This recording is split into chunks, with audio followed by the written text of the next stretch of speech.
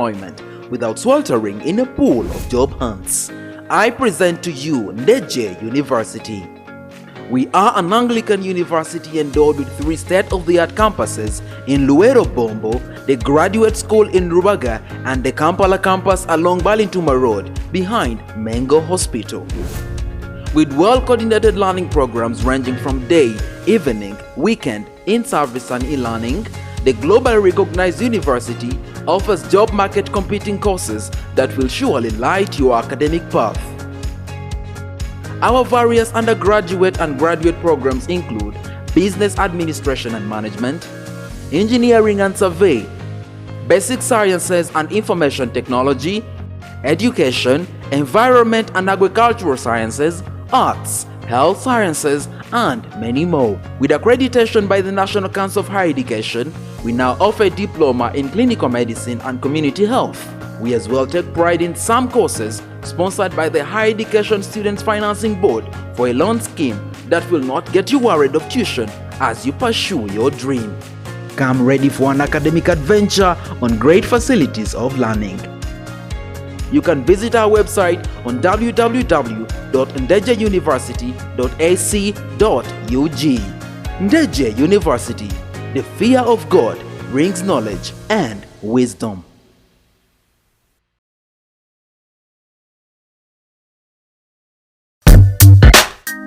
This week,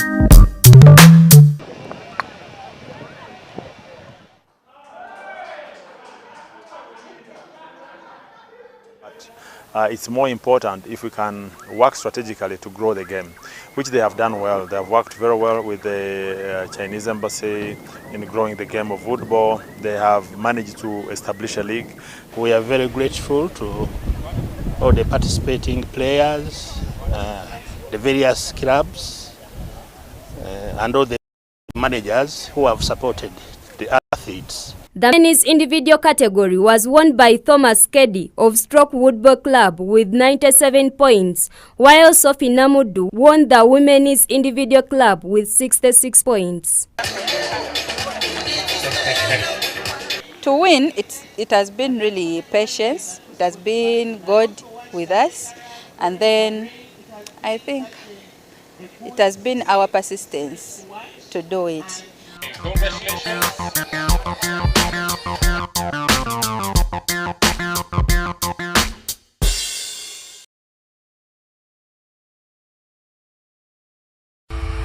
Get noticed, advertise with us. Call 0714-474-433 or 0759-728-168 to place your bookings now. Ndejje University TV is available on free-to-air, GoTV, and Your TV. Follow us on Facebook, Ndejje TV Live, Twitter at Ndejje TV Live, Instagram, Ndejje TV Live, and you can also subscribe to our YouTube channel, Ndejje University TV. Ndejje University TV, your source of knowledge and wisdom.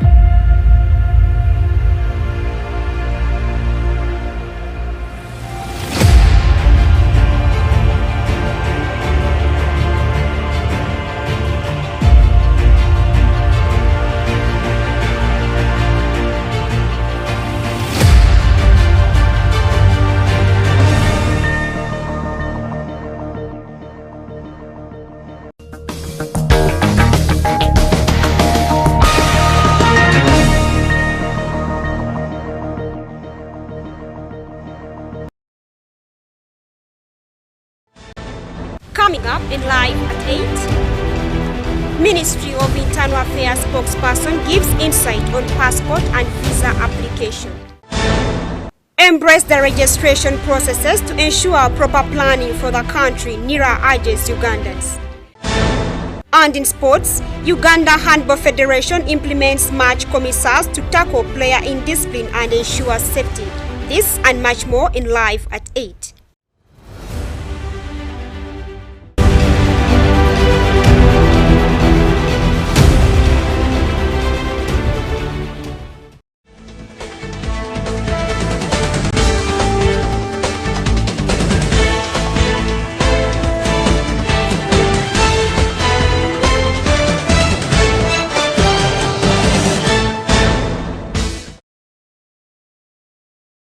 Welcome and thank you for watching Ndejje University TV. This is Live at 8. My name is ANSLEM OJARU and here are the news in details. The Ministry of Internal Affairs spokesperson Simon Ndejje, during a press briefing at Naguru, called upon Ugandans to register for electronic passports and tasked them to be aware of conmen. Let's take a look at that story. Issues at Ndejje International Airport. Ndejje Airport now is running very well, especially on the side of immigration. We have very good customer care at the airport. As you have noticed, some of you have been traveling. For any person traveling outside the country, one has to possess a passport as one of the requirements. Now, the Ministry of Internal Affairs spokesperson has called upon Ugandan citizens to process passports and also enlightened on how long it takes to process a passport. Passport applicants to be very careful and to apply through the authorized passport portal and pay the authorized fee. That is 250,000 Uganda shillings for ordinary passport. You do not have to add even one coin for you to get a passport. There's no need. If you want to get it as quickly as possible, the system has also been made possible that you add only 150,000 officially paid in the bank and not to any other person, and you'll be able to get your passport as quickly as possible. Express passports now take about 4 days, 4 working days. 4 working days, you'll be able to acquire a passport. The standard passports, where you have to pay 250,000, you only wait for about 10 working days and your passport will be ready. He also said that the ministry has so far registered 1 million Ugandans for the e-passports and that there are still over 300,000 Ugandans who are still stuck with the old passports. As of last week, Passport Office had exceeded 1 million Ugandans holding the e-passports. Remember, the country has around about 45 million people, but out of these, only 1 million Ugandans are now holding electronic passports, inclusive of electronic paper-based and the newly introduced polycarbonate-based passports. This, however, means that we have about 300,000 Ugandans who are still stuck with old passport. 300,000. They are still stuck with the old machine-readable passports. They have never renewed them. He went ahead and explained why some Ugandans are still having the old passports. And the reasons are various. Some of them say they don't have money to renew passports. Others say they don't have reasons to renew passports. And others think that a passport is not a very important document. I call upon Ugandans out there to apply for passports well in time. The only experience we have had as passport office is that most Ugandans only rush to apply for passports whenever they see that there is an opportunity to travel. And that is why you see at the very end, they are duped by brokers. So brokers take advantage because these Ugandans, they have journeys to make quickly and they will want to quickly acquire passports. Simon Ndejje also warned Ugandans on conmen around the ministry who take advantage of them. I would like to use this opportunity to caution Ugandans, especially those applying for passports, to desist from dealing with third parties, brokers. These brokers are out to make money. We have had a number of them fleecing Ugandans up to the tune of 1 million shillings in the pretext of making for them Ugandan passports. So we encourage Ugandans to use our system. Our system is very user-friendly. All you have to do is you go on the passport portal, www.passports.go.ug. Once you reach there, you will put in your details. You don't have to ask a broker to give you details about your name, about your parentage, about your citizenship.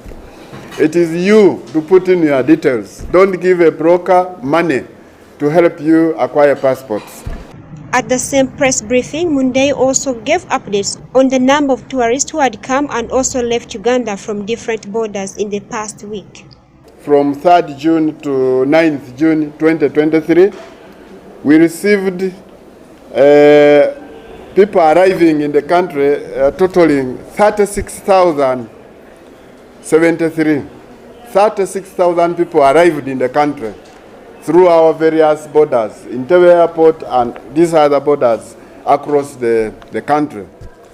And 33,743 departed. These ones left the country and went out from Ndejje, from Busia, from Malaba, from Katuna, and all other borders. So 33,743 left the country for various reasons. Out of these, we had only one person who was deported. One was deported. Refugees or asylum seekers who entered the country were 90. Just by end of last week, we had 90.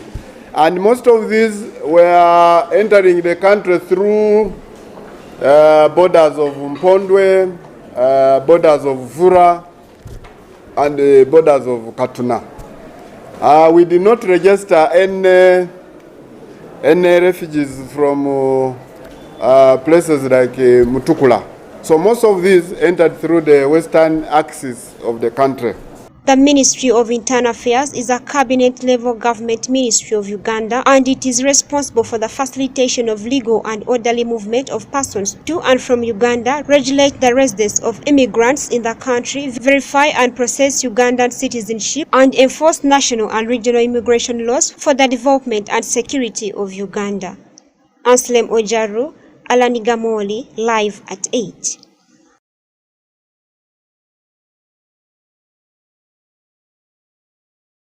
In a press briefing at Naguru, the National Registration Authority spokesperson Osborne Mushabe gave directives to be followed in order to process a death certificate and called upon the citizens of Uganda to embrace the registration processes.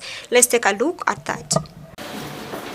On Monday, the National Identification Registration Authority, through their spokesperson Osborne Mushabe, asked Ugandans to process death certificates to ensure proper planning for the country. Death certificates in case you've lost your loved ones, and this helps us to plan for the entire country, to know the number of people we are remaining with, and I'm here to tell you about the requirements you need to process a death certificate in case you've lost a loved one. You just need an ID for the deceased, someone who has died. Then an ID for the declarant, of course a national ID. Then you need a short death certificate. You get it from the medical, health facility or the hospital where someone died from. Then, of course, you need to pay 5,000 shillings in the bank, and a letter from the chairperson LC1 confirming that this person has been a resident in a given area. Mushabe went further and cautioned citizens processing death certificates with intentions of bribing the deceased property to decease from such vices. I would also like to caution the public. We have had cases of some people trying to process death certificates for people who are not even their relatives. People trying to steal land to get property of the deceased by trying to forge death certificates in order to obtain letters of administration. We would like to caution the public to desist from such acts and to make sure that we follow the procedures. All these death certificates should actually be at least processed by a biological relative or a sibling or someone that is close to the family in case the children are still young. A death certificate is a legal document issued by a medical practitioner that declares the date, location, and cause of a person's death as entered in an official register of deaths. ANSLEM OJARU, live at 8. It's not only. And in sports, the different teams from the Uganda Woodball Federation participated in a third woodball outing that took place at the Makerere Business Schools to improve the players as they prepare for the Woodball World Cup champions come next month. Let's have more on that.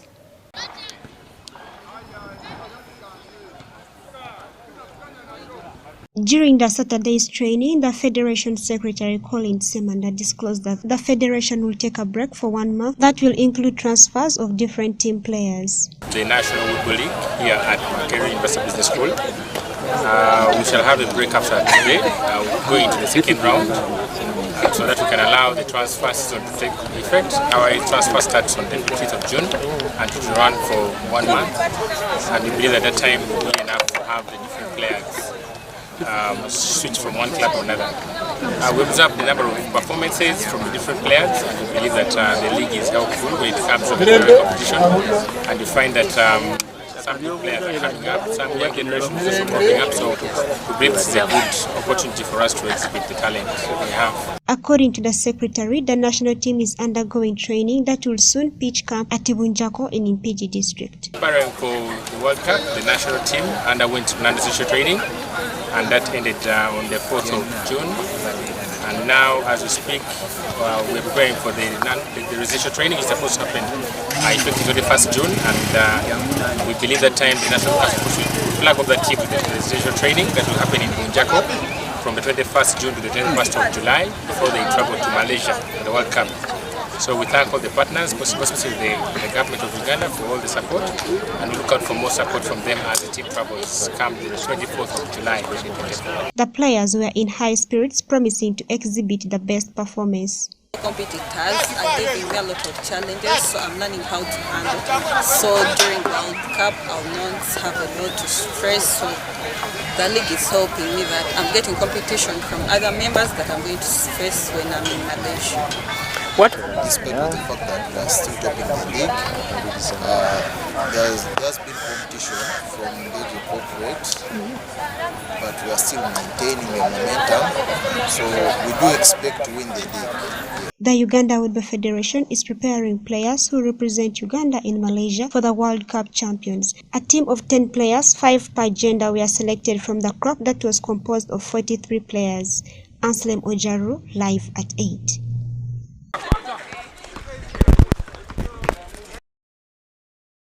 On Saturday, the National Handball Super League experienced a positive shift from the previous weeks filled with player indiscipline. Now, the Uganda Handball Federation took proactive steps by introducing match commissars at different venues. Let's take a look at the events that unfolded at Bombo and Luero. In a preventive move to combat rising cases of indiscipline among players and ensure the safety of match officials, the Uganda Handball Federation has reintroduced match commissars for game days. This innovative approach was evident during last weekend's league games, where the presence of commissars helped maintain order and resulted in incident-free officiation. Today I've participated in the games, game day 6, mostly to give some shape to the technical side of the game, ensure that the referees are making the right calls, but also ensure that they are protected as the games go. Of course, there's been a couple of challenges with the officiating team with regard to how the games are being handled, and perhaps that's why the federation called us in. I'm happy that it's ended very well, no incidents that couldn't be managed, and of course we continue to urge both the fans, the players and the coaches themselves to always keep the spirit of sportsmanship, because that's the essence why we come here, to play the game, to enjoy it and have everyone enjoy the game. Going forward, this will provide shape into the game, but it doesn't take away the fact that there is a lot of indiscipline with the players, and we are trying to call out the coaches, but we wanted to start that from an administrative level to ensure that the games are managed to the expectation of the crowd and to the expectation of the teams that are participating. And once we do that, now we can hold the coaches accountable for the discipline of their teams. And that's what we've seen today. We hope that this continues in the next weekend. On match day 6 of the Handball Super League, the competition ventured beyond the capital to Luwero and Bombo, providing an exciting change of scenery for the teams and fans alike. The Ndejje University coach hosted an intense clash between the Ndejje Hoppers and Police Handball Club, where the Hoppers utilized their home advantage to secure a dominant 39-30 victory. We lost our consecutive second game against the defending champion Ndejje. I think this time I can't say that the officiation wasn't good, officiation was fair, but again we failed to utilize our chances of scoring. It was not an easy win against Police because they have always been there giving us the challenge. And we took enough time to prepare for them. I will not celebrate yet because we're just beginning the league. And I want to encourage my boys to really focus. Yes, it's a win. Yes, we take it on. But the games that are coming on are not easy ones. Meanwhile, other notable results from the weekend fixtures include Mark Bulls securing a 31-25 win over Uzalendo, UPDF emerging victorious with a 28-24 triumph against Chambogo University, while Prison's men showcased their dominance with a commanding 45-25 win over Evergreen. In the women's tier, the reigning champions and current leaders Police further solidified their position at the top of the table with a remarkable 32-23 victory over the Ndejje ladies. Having already clinched 5 wins from as many games, the Lady Corps team seems to be on track for another title triumph this season. UPDF women won 10-0 against Kawanda SS, and Prisons women also secured a 30-27 win against Chengeza Bees. The league action resumes on June 17th and 18th at the Chibuli Handball Court. The upcoming fixtures include a highly anticipated university derby between the men's table leaders Ndejje Hoppers and Chambogo on Saturday, followed by an intense clash between Mark Bulls and Police on Sunday. Additionally, Chambogo will take on Prisons men, adding to the excitement of the league. Ali Sharan Kiranda, live at 8.